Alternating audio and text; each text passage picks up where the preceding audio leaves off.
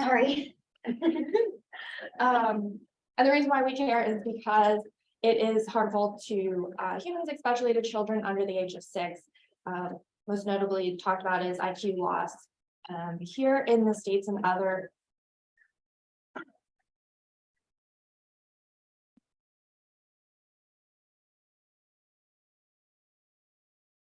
Is it on the Zoom? Oh, there we go. Okay, I got it. In other developed countries, you have a lot of regulations that have been put in place in order to help protect us from harmful levels of lead. However, we are still seeing things such as Flint, Michigan, and other lead crises that are taking place. And this isn't just a problem that is affecting developed countries, but is a worldwide problem, with a study actually approximating that there's 800 million children globally.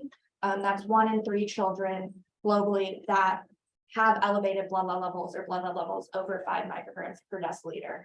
And this actually disproportionately affects those in low and middle income countries due to pre-existing vulnerabilities, so malnutrition, and just a general lack of knowledge on health effects from lead. And so one of those countries is Madagascar, where my research took place. And I particularly worked in Tamasina, which is a port city of approximately 300,000 people, where piped water isn't always readily available or accessible. And so this has created the need for a supplemental water system, and that's took the form of a pitcher pump. So pitcher pump, or locally called pump tanny, is a locally manufactured and installed water pump that consists of a shallow ground well and a hand pump on top. And the issue that we have identified is that it is traditionally manufactured with 2 leaded components, particularly in the piston and foot valve. This has traditionally been done because it's easy to work with the lead, and they can get it from like recycled batteries and different things, but you can melt it down on the spot and make the size weight that you need. However, these components then leach into the water and pose a health risk to the families that are using them for all or a portion of their drinking, cooking, and water needs daily. The team had came up with a engineered solution, and that was to use scrap iron or something else instead of lead. This doesn't change the local solution. It just adapts it slightly, which is what we wanted. We didn't want to come in with a whole new product. However, during a project in 2018, we were seeing re-implementation after we went and retrofitted some of these pumps after we left. And so that gave us the question of how do we make this more sustainable? And so we decided to use social marketing. So social marketing is, in basic terms, is using traditional marketing principles, but to create a positive behavior change in order to protect the health of either an individual or a community. And so this is a general framework of the social marketing process. And it's a very iterative process. And we kind of went through these steps. I'm not going to go too in depth into them, but we did a lot of background informative research in order to gain insights into the community and to pick who our target audience was. And so the target audience we ended up coming up with was our pump technicians, which was different than what we originally had thought going in. But this was for a few different reasons. After conversations and stuff, we found out that the pump technicians actually held a lot of the decision power. They were the ones getting the materials to make the pump and going in and repairing, and the family, as long as they had a pump that worked, was pretty happy. And then second, the pump technician audience was pretty small. So it was estimated there was 50 technicians within Comic-Con. So a pretty reasonable group that we felt confident in being able to reach out to.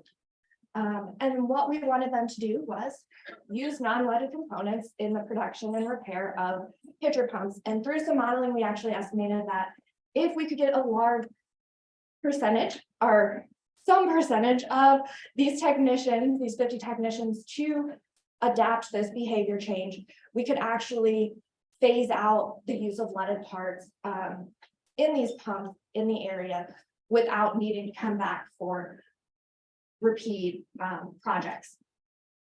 So with all of our background and insights and using the social marketing process, this is the final campaign that we kind of came up with. So it took a few iterations. We worked with a lot of local partners, a local creative agency, in order to take the insights that we gained from the pump technicians and put it into a plan.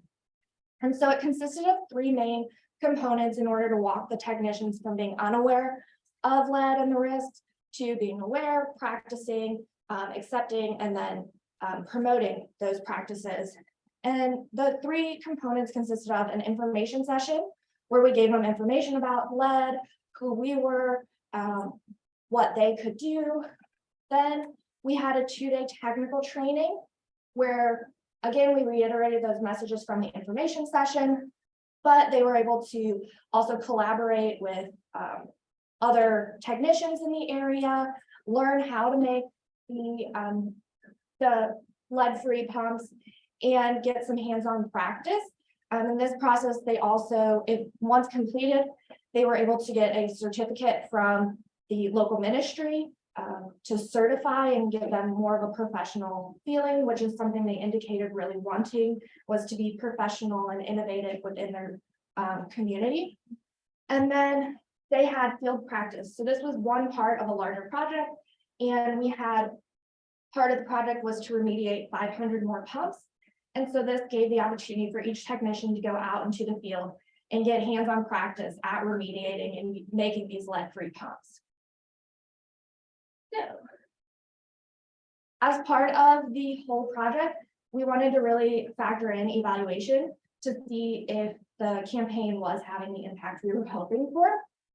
And so we originally did that in the form of some surveys, participant observation, and skills checks. And then as part of the larger project, we were also measuring water lead levels in the pumps before and after the intervention, and blood lead levels of children using those pumps before and after the intervention. So looking at some of our findings, first with these pre and post surveys, they were Likert scale surveys that we gave to the technicians.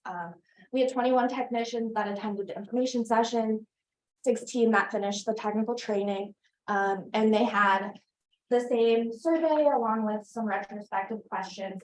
And we were seeing positive increases in them indicating that they weren't using lead, their ability to identify lead and to make these lead-free pumps.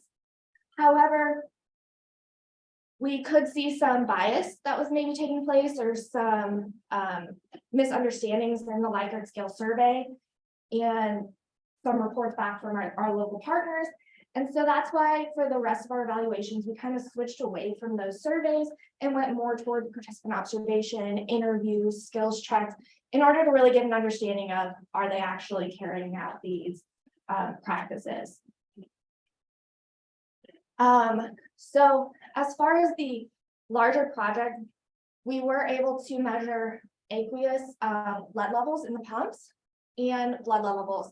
So if we look at some of the data that looked at the aqueous lead levels, we were able to see that removing these two components dropped the lead levels in the water to non-detect for most of the pumps, but substantially lowered it, indicating that we were getting, if not all of the lead out of their water, a majority, which was a positive thing for us.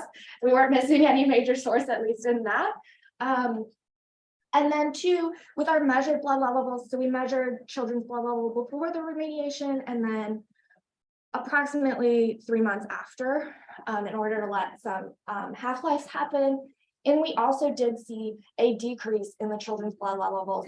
So this also gave us a little bit of an indication that we were likely impacting their health and decreasing their exposure through remediating these pumps. And then finally, we did our some final interviews and participant observation, and we were seeing that the technicians felt confident. They were indicating still in the interviews that they weren't using lead. However, we were getting a lot of kind of contradictory statements, that they weren't using it unless, I don't know where this says, only sometimes clients want us. And then, so they knew the message, they could tell us why they shouldn't use lead in the pumps. They could tell us how to make a lead-free pump. However, if a client was coming in and specifically saying, I want lead, they were going to put lead in that pump so not to lose their business, because that is their livelihood. And so this speaks to a need for, one, some follow-up with the technicians, which is something they have requested, is how do they give this message to their clients in a way for their clients to understand, but also to not hurt their business. And then also to the clients, with general education, as lead is also being used in other products and other industries. For example, the fishing lines.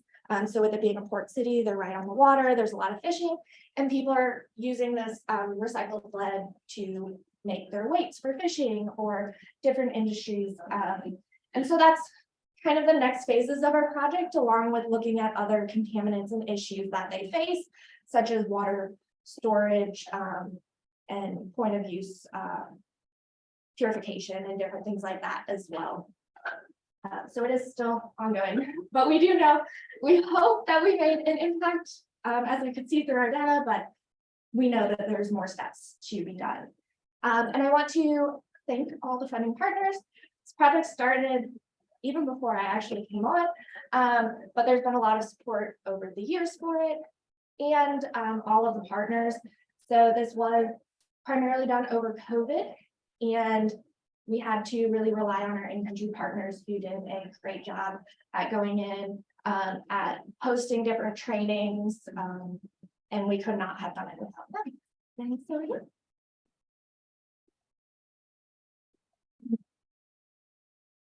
So we have a little bit. Let's say, I would say maybe 2 or 3 minutes for questions. I think that's how we're gonna do it today. Thank you for your presentation. Why would some customers prefer cheaper and the standard that's what they know? Yeah, so a lot of it's what they know, it's what's been done. Part of it is that the lead is shiny, so it looks expensive. The cost has been a subject that we've questioned. It's changed over the course of the project. Lead's become a little harder to find, so then some technicians use it, but whether they use lead or a scrap iron for the metal, for that weight, they're actually charging the same price. And so it's more of a perspective issue, and yeah, and then it's also a little hard to explain lead contamination to someone, especially from the terms of like their parents and grandparents have drank this water and they haven't had issues. You can't see it, you can't filter it out. So yeah, so there's a few different perspectives to it, but we kind of had to we're still trying to figure it out. I have a quick question. So I guess I'm not really familiar with what the half-life of lead is, once it's in the body. But I noticed, the levels in your water went way down, but the blood, not so much. Plus you had some, your 95th percentile kind of was around the same as your bottom line for when you started. And so I'm wondering, is that something you expected, or, were you able to kind of figure out whether that was chance, or, were you able to figure out how to minimize the variability or things? Yeah. So ideally, we would have been able to test a little further into the future. However, the test kits that we were able to get over to were starting to expire, and so we had to test it immediately. So there was only able to be 1, maybe 2 half-lives within the blood during the testing time. So if we went back now, hopefully we would see even lower decreases. But we were pretty excited to see some at least, because it did not have a long time to go into. Any other questions? Awesome.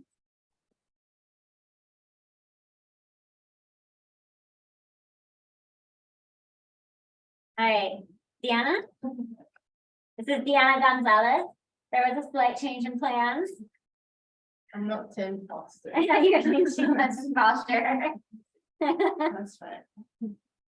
All right, good afternoon, everyone. My name is Diana Gonzalez. I am a senior research consultant at the Institute for Sustainable Futures in the University of Technology, Sydney in Australia.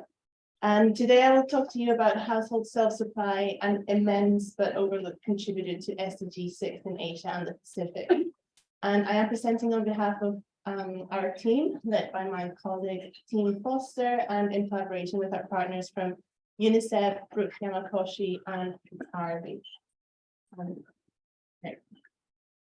So I'll begin with a brief introduction covering the rationale for this study and also defining what self-supply is. So the water sector often assumes that safely managed water services are only piped, and it is in fact what many countries aim for in their policy and investment. However, many areas lack access to piped water for many different reasons. And these areas include, for instance, densely populated low-income urban areas in Asia and also small remote islands in the Pacific. And so this is where self-supply comes in. And self-supply is a model in which individual households privately own and manage their water supply. And as a result, because it's a private investment and privately managed, self-supply is a product of private household investment, and it's typically unregulated, and it's not well understood from multiple perspectives, such as research, policy, and practice. And this all leads to it often being overlooked in the water supply landscape. So the study I'm presenting today is part of a larger study. And for this particular component, we worked in partnership with UNICEF regional and country offices to understand and raise awareness about self-supply across South Asia, East Asia, and the Pacific. And this study has 4 main aims. And the first one is related to prevalence, and it was to estimate the number of people relying on self-supply in the specific UNICEF regions. The second aim was around equity, and it was to characterize the wealth status of self-supplying households. The third one was related to service levels, and it was to quantify the contribution of self-supply to safely managed drinking water services. And lastly, the last aim was related to policy, and it was to assess government's engagement with and response to self-supply. So together with UNICEF, we selected 21 priority countries as shown in this map. And we analyzed over 80 nationally representative and publicly available data sets. So this is all secondary data and desk-based analysis. We also reviewed national policies, plans, guidelines, and standards. And it's important to note that for the analyses, we define self-supply as groundwater and rainwater sources located on the premises.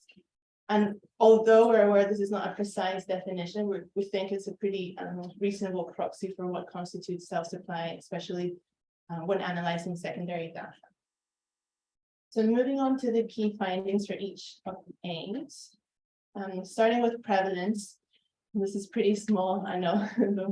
But starting with prevalence, what we found was that 1/3 of the households in Asia and the Pacific self-supply their drinking water, with prevalence highest in rural areas, as you can see in the graph in the middle. So we have urban, rural, and total. You can see the difference between urban and rural, more predominant in the rural areas. And the graphs are organized by region, so Pacific, East Asia, South Asia. At the bottom, you can see the summary for each region. I hope you can see. But so the type of, so these graphs are pretty much the same.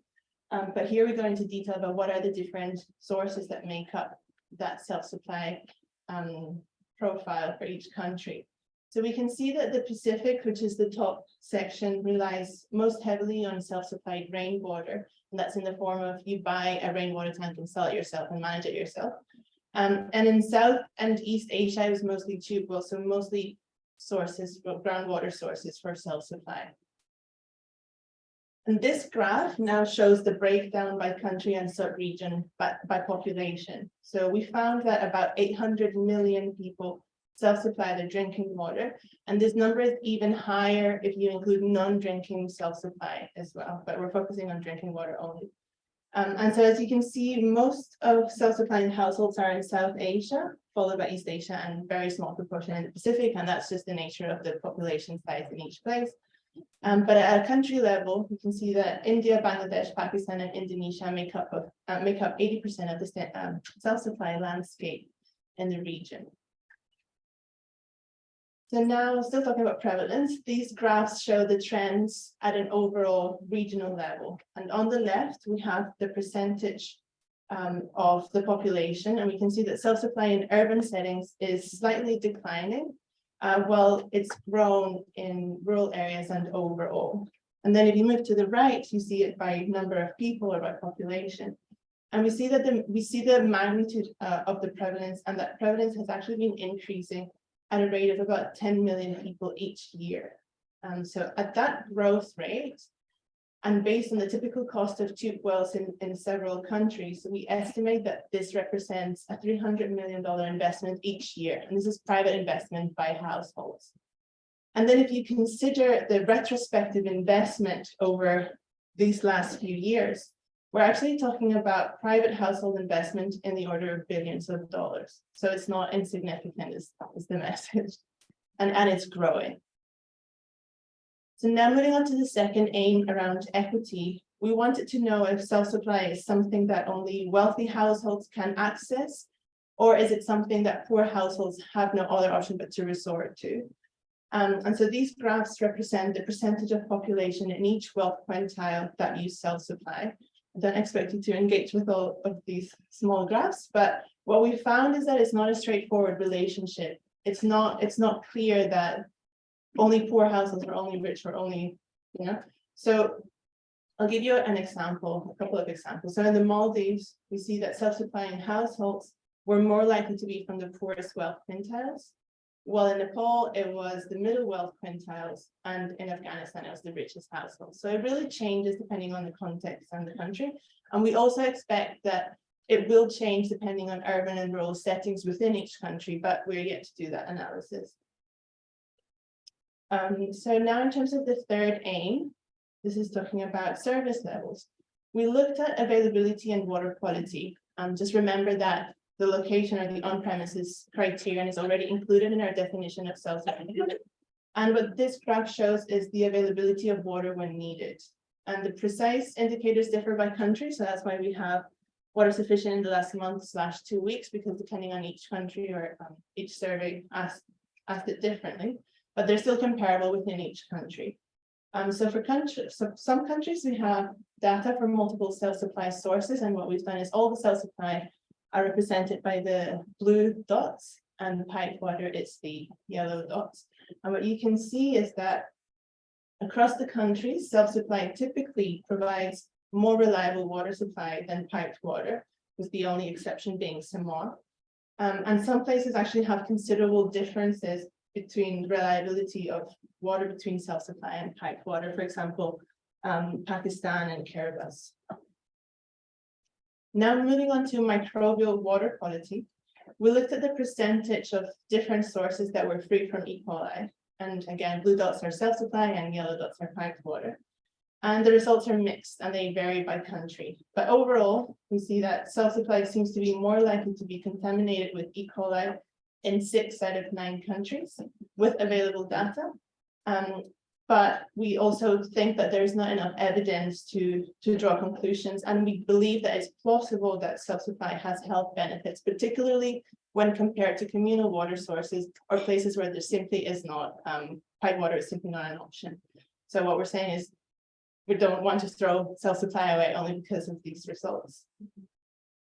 And then when we combine these indicators, we found that among the 10 countries with available data on both water quality and availability, self-supply is more likely to provide a safely managed service in 5 countries, is less likely in 4 countries, and there's not really much difference in one of the countries. So again, mixed results, but they're not insignificant though.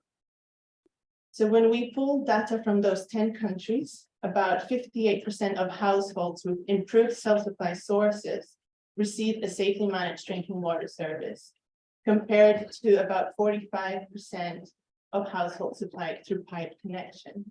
And then in these 10 countries, the number of households receiving safely managed water through self-supply is around 2.7 times the number of households receiving safely managed water through pipe supply. So contrary to widespread assumptions, our results show that self-supply can, and it commonly does, provide safely managed water service. And despite all these results, and despite the great contribution of self-supply to providing safely managed drinking water services, it still receives very little recognition in national policy documents and sector plans. So what we did was scan policy documents, plans, guidelines, standards that we could find for each of the countries that were selected. And we wanted to understand how governments have been engaging with self-supply or responding to it. So this is the current picture based on what we believe to be the case. So we looked at whether or not governments have a formal recognition of self-supply as a model of service delivery, either implicitly or explicitly. We'll take anything basically.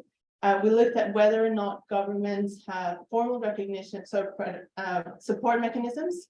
So whether there is formal, on paper at least, support in terms of financial or technical support to houses that self-supply.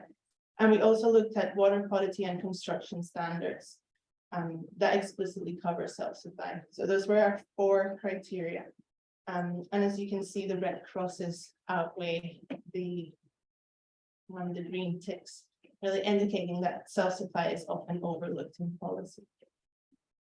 So here, a lot of text, I know, but what we want to show is just some examples of what we have found in policy documents, just to give you a sense of what are the references. So I'll highlight Fiji, which is probably still too small, but I'll read it. So since 2016, the government of Fiji has allocated 18 million Fijian dollars, which is equivalent to $8 million US in their annual budgets to support households for buying private rainwater tanks. Fiji is actually a really great example of a place where very remote, spread out, small islands don't have a centralized water supply system, particularly not pipe system, and there's huge support from the government in supplying water and in supporting self-supply. All right. So to conclude, we have found a high prevalence of self-supply in the study area with increasing numbers each year. We also think that self-supply has the potential to provide safely managed drinking water, but there are quality risks. And here I want to mention that self-supply is not a silver bullet solution, and it's not always good or always bad. But what we want to highlight is that there is potential, and what we need is enabling environment to make sure that self-supply actually contributes to safely managed drinking water. And that is done through policy and regulation and all the things that we've talked about, but it should be managed and harnessed is what we're trying to say. And despite significant levels of expenditure from infrastructure from government and development partners, it's household investment that seems to deliver the majority of safely managed water in these countries that we've selected. So self-supply still remains underappreciated despite all these findings, and with policy documents in many countries failing to acknowledge and recognize the existence even of self-supply as a delivery model. And lastly, we believe that recognizing and harnessing these hidden investments could accelerate progress towards SDG target 6.1, which governments and development partners alone might not reach by 2030. So there's a real opportunity here. Obviously, the risks that we've highlighted, but we believe that if managed, there is great opportunities from self-supply. I just want to finish by sharing that we are in the process of finalizing outputs from this study. They include 21 technical country fact sheets. We've done workshops with UNICEF and government partners, and we've got sub-regional briefs coming as well. They're not published yet, but if you want to know more about the work that we do, the broader study, and if you want to access the resources when they are published, please feel free to scan our QR code. And I'll leave it at that. Thank you. Yeah, does anybody have questions for Deanna? Yeah. Go ahead. Okay, do you have any disaggregation of data depending on if it was collected during rainy or dry seasons? And if so, has there been any kind of analysis around climatic shocks like droughts, hurricanes, not hurricanes? Yeah, that's a great question. So because we're working with secondary data, we're very limited by what we do have. An example of well, my animations are going to take a while, but this is an example. So you probably can't see it, but Cambodia is here, and we see that it seems to stand out from the rest of East Asia, and that's because Cambodia is probably the only country that has wet and dry season data, and this is data from the wet season, and that's why rainwater is a much bigger proportion compared to the rest of the region. But short answer is we don't really have enough data to make those to do that analysis, especially because it's also national level data and they're big sort of data sets. So we're talking DHS, the mix, and census data. So yeah, it's not available, but it'd be great to know that. I think. Anyone else?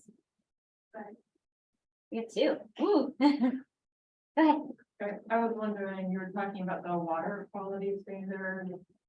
Could you let us know if there's any country water quality standard, if you check that, or was that a water quality standard specific to self-supply users, like how in the United States, well water users here aren't subject to requirements for health goals, for their individual water supply? Yeah, so the water quality standards we looked at were pretty broad, basically anything we could get our hands on. And we were checking whether they had explicit mention of self-supply. So for example, if the Ministry of Health water quality standard of a country explicitly mentioned household rainwater tanks, for instance, then we would classify that as a tick. But as you can see, it's not very common. So it's the third column of crosses and ticks. And yeah, it's something that we've shared with government partners in these countries and with UNICEF, and I think that it's just really encouraging to see the development partner and a big development organization like UNICEF taking this on board and wanting to really advocate for safely managed drinking water through self-supply. Do we have time for one more? Yeah.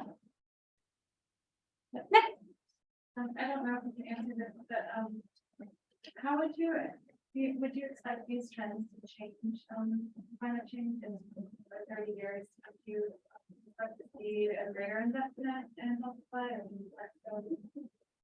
That's a really interesting question. I think it really also depends on the context and the source that they're using. So yeah, we're talking groundwater and rainwater in particular, and climate trends might also vary from country to country. Well, we know they will, at least within the regions. And we've seen, for example, in Indonesia, that when a borehole dries, the household will invest more money to drill deeper or drill a new borehole. So I think it will be very much driven by need.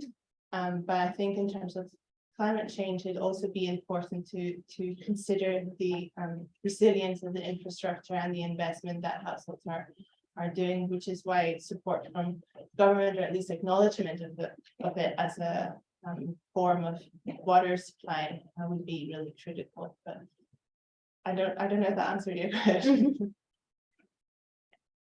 Great. Thank you so much. Great. I'm gonna invite my colleague Banks Grubb to come up and talk. And actually, y'all are in the state, North Carolina. We have the second highest population in the country on well water, on self-supplied well water. So it's gonna be really interesting to hear from your presentation and to Banks, where I think he's gonna talk a little bit about that. Not sure.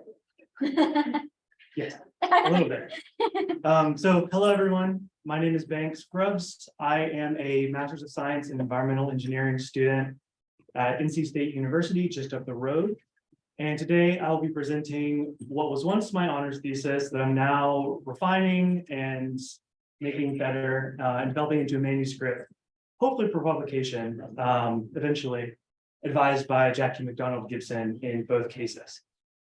So today I'm going to talk about first the historical context of Halifax County, which is just this right there. That's the region of interest for my work, as well as the GIS and statistical methods that I employed, the results in a couple of the regions that I looked at, and some additional context for these results and how they tie back to the historical context of the county. Now, the first question that I sort of came up with when creating this project was, what is the relationship between the proportion of Black people in an area and the odds of people in that area having access to public water and public sewer? And as I developed this question, I sort of split it into a bunch of subcontexts, the two of which that I'll be talking about today are this relationship within 1 mile of the town borders countywide, and then within 1 mile of the Roanoke Rapids border, which is the biggest town in the county. And before I get into it, I want to give you some context on Halifax County. It was originally the land of the Tuscarora people who were displaced by English colonizers in the late 18th century. And these colonizers established plantations across the county and forced enslaved people to produce crops like corn, cotton, tobacco, really you name it. And to give you some context for the sheer scale of this economy, in the 1860 census, right before our Civil War, there were over 4,000 more enslaved people than white people in the entire county, and almost double Black people, double the number of Black people than white people. And this trend kind of stays the same in the modern day. The county as a whole is more, or has a higher, is predominantly Black, though notably within the towns, the proportion of white people is much higher. It generally is majority white.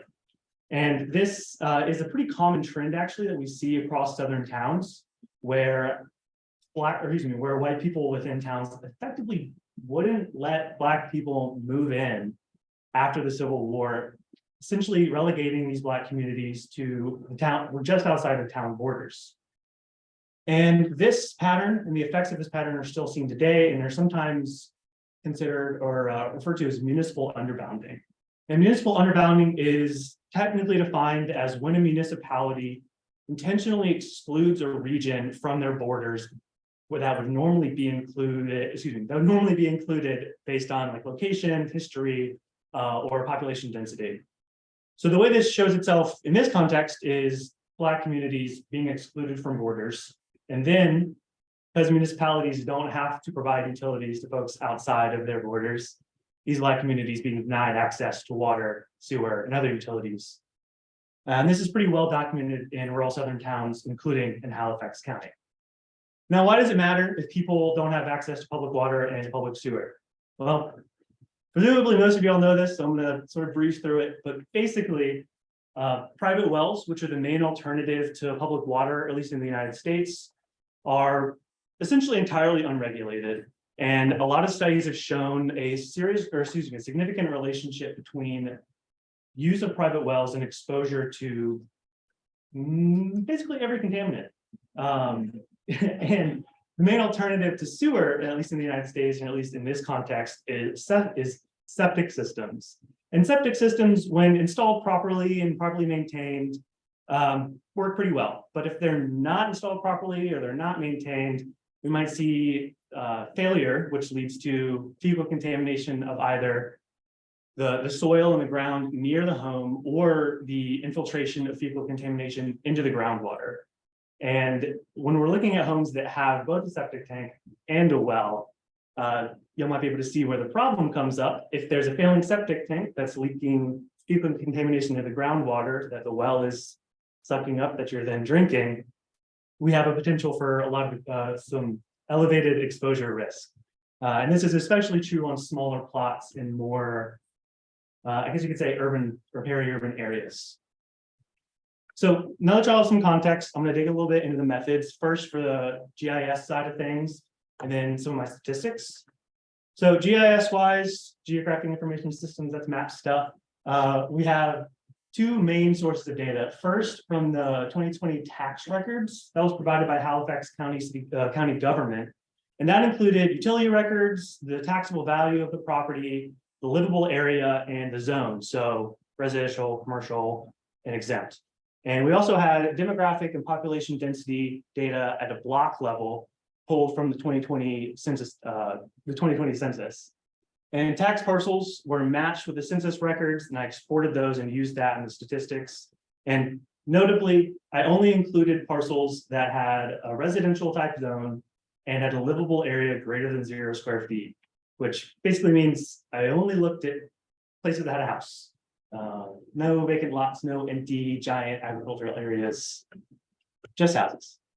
Now, the statistical method that I used was a two-stage least squares regression. And I did this because there was a really high correlation between population density and proportion of Black people in a census block.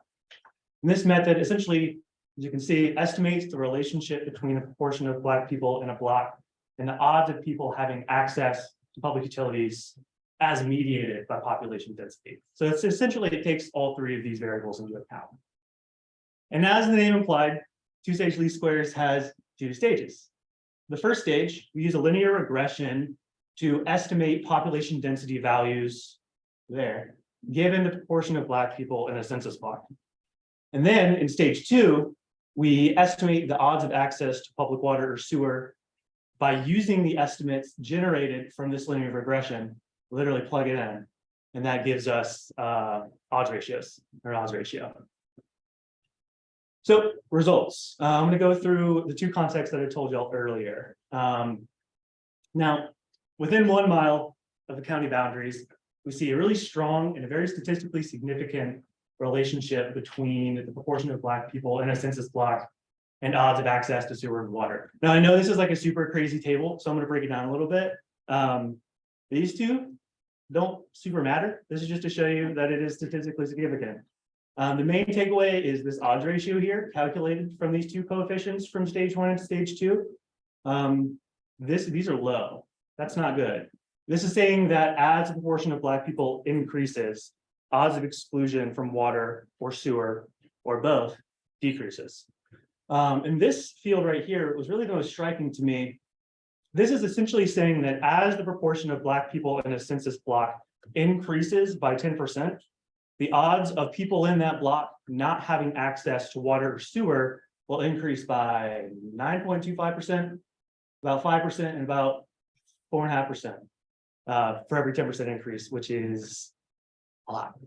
And then when you pair this with a map, you can see some interesting trends happening. And the most interesting thing that stood out to me was this Roanoke Rapids region right here, where I see a ton of variance in the utilities distribution. And what this map is showing, just said this first, sorry, is the proportion of Black people per census block overlaid with the utilities that each parcel considered in the analysis has.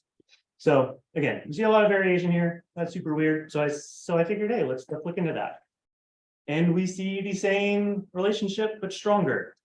Again, with every 10% increase in the number of Black people in a census block around Roanoke Rapids, there's a 13% increase in the chances or the odds that somebody's going to be excluded from water, sewer, and both, which is astounding and pretty terrible.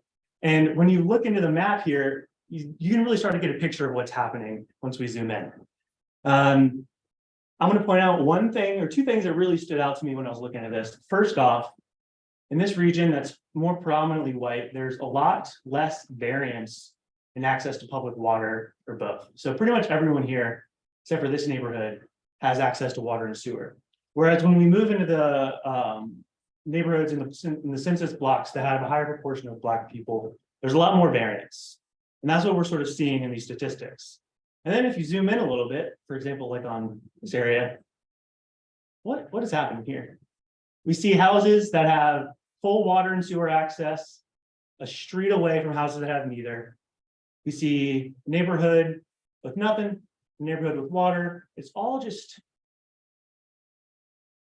wild. There's no consistency. And that's really what the statistics are quantifying. So the key takeaway from these two contexts are that at near town borders in Halifax County, as the proportion of Black people in a census block increases, the odds of having access to sewer and water will decrease as mediated by population density. Now, I want to pull it back to the historical context that I mentioned earlier, where generally in southern towns, Black communities were excluded from town boundaries. So what we're seeing again is high proportion of Black people just outside of the borders, where municipalities are not required to provide water, sewer, or other city services. And here's just another example of that weird spatial distribution that we were seeing earlier. Another neighborhood with nothing right next to a bunch of people with something. It's a little interesting.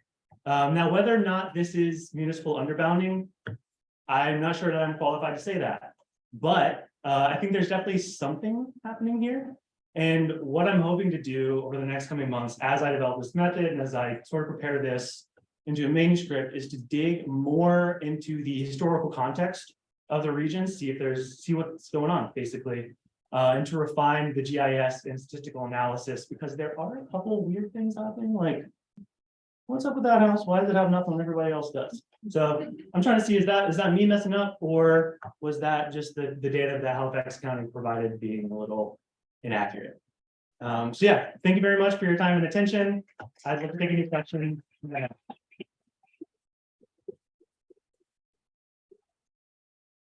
Tell you first. I had a question on one of your maps. Yeah.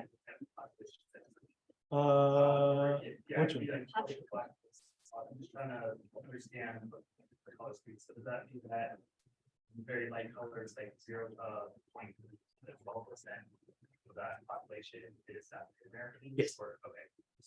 Yeah, no, thanks for clarifying. This is really interesting work, so thank you, but did you also look at all for land ownership or tenure in this analysis? And if not, might be interesting to see if there's also some sort of difference in whether people are renting or owning property.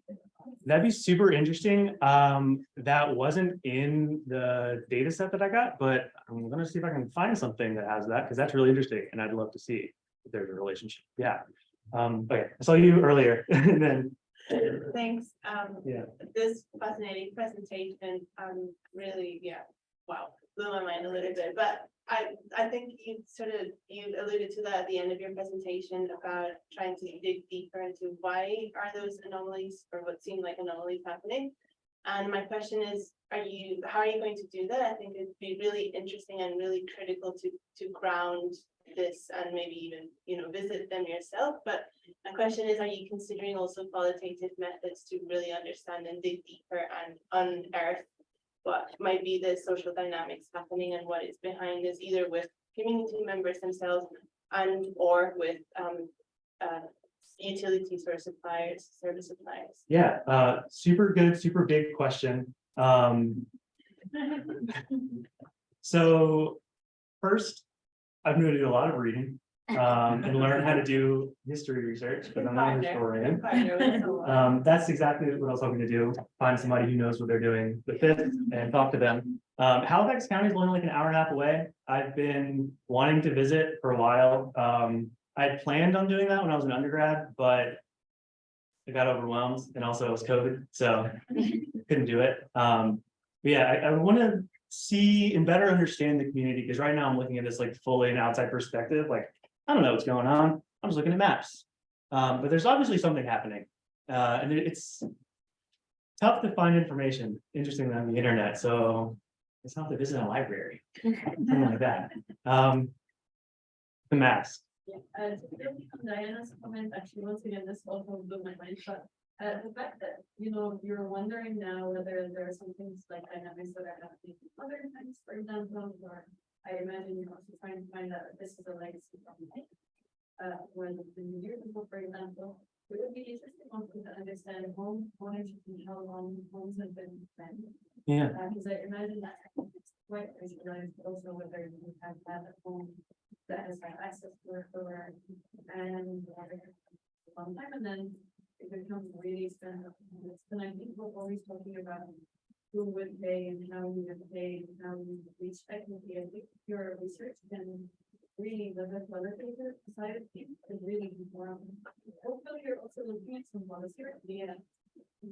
Yeah, I'm trying to dig in more of the Mhm. more into the qualitative stuff. I'm obviously do more computer stuff with my research, and I'm trying to branch away from that because it's not exactly the best. It's not I the don't whole think. thing. No, the whole picture. Yeah, thank you for that. That's a good word. And I would add, that I guess the other thing is I'm kind of wondering if you kind of considered, we've seen, I think you've probably seen the maps of the southeast and where people who, slaves and where them and their families have ended up 100, 200 years later. There's not a lot of movement across the South of these people, and that's true in North Carolina. We see a lot of the homes in the eastern part of North Carolina have been owned for multiple generations in Black communities. And so I would be curious, when you're doing your historical analysis, if you could use some of that data that's already been done. Yeah, we'll see. Yeah, How much time? Sorry, how much time do we have left? Plenty like more 3 questions. minutes. We have plenty of time for more questions. Keep cool. going, keep going. And very bad. For your presentation, Thank you. I have two comments and questions. One is on the age of land. I'm wondering if you also, do you have information on the age of infrastructure, like new or how old that is?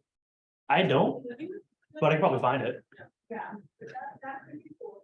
Comment two is, I really value kind of that non-data approaches in it. The one thing that didn't stand out to me is that your research on that is really basic when you think about regression that happen, right? Like this arbitrary line that has been built.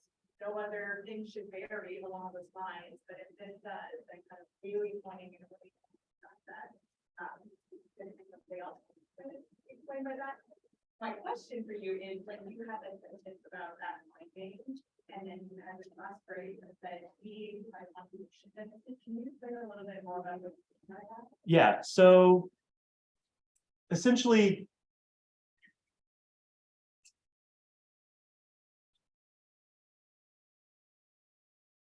in areas with more white people, the population density is higher. In areas with fewer, the population density is lower, which is sort of, this wasn't really included in the analysis because this is inside the town, but like inside the towns, there's more white people. So population density is higher. There's fewer Black people, population density is higher. Outside of the towns where the population density is lower, there's more Black people generally.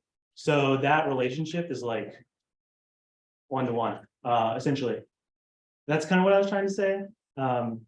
So then the TSLS sort of is able to take that relationship into account, as I understand it. Thanks.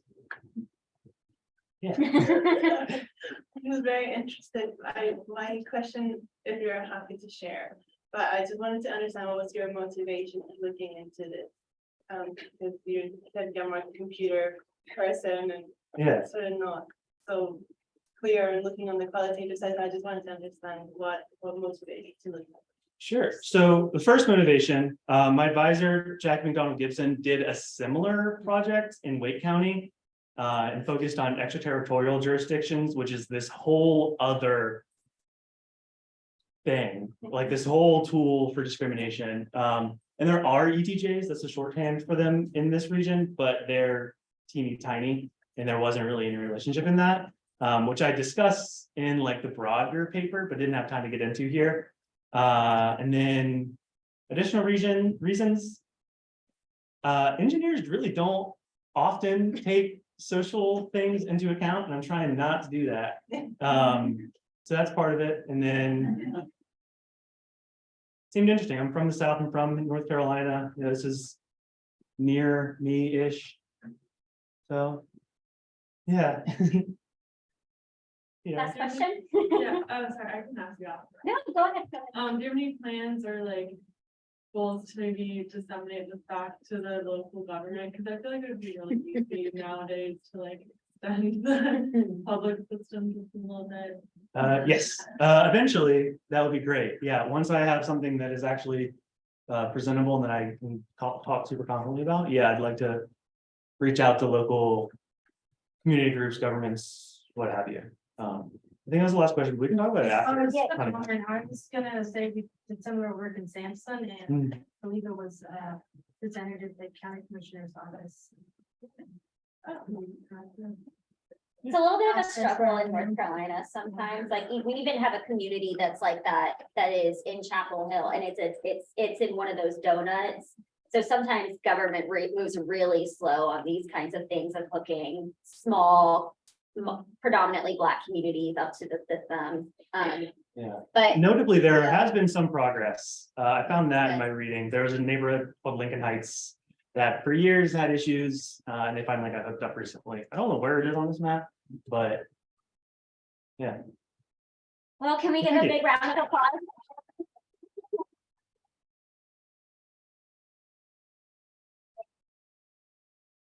Right, feel free to stick around and keep talking with our presenters, but I know the bar's open, so.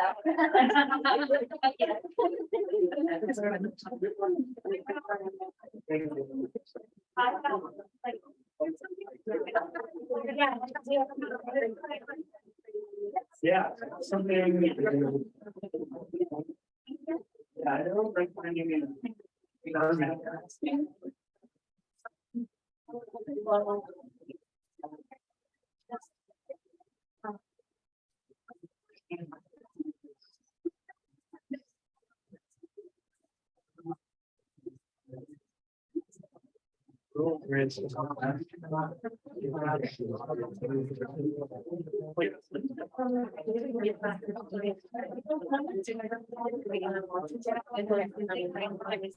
Yeah, it really big times. The dogs, like, in some places, the dogs are- Yeah. Dogs are- If someone.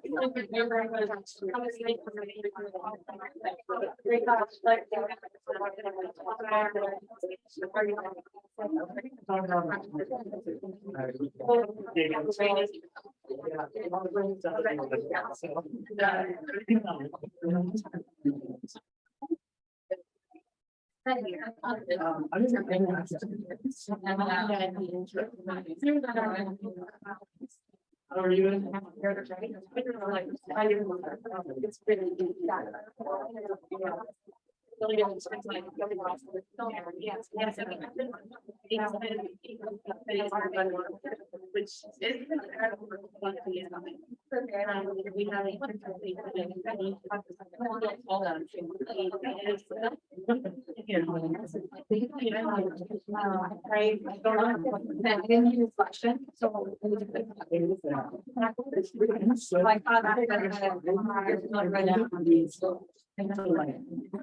History. And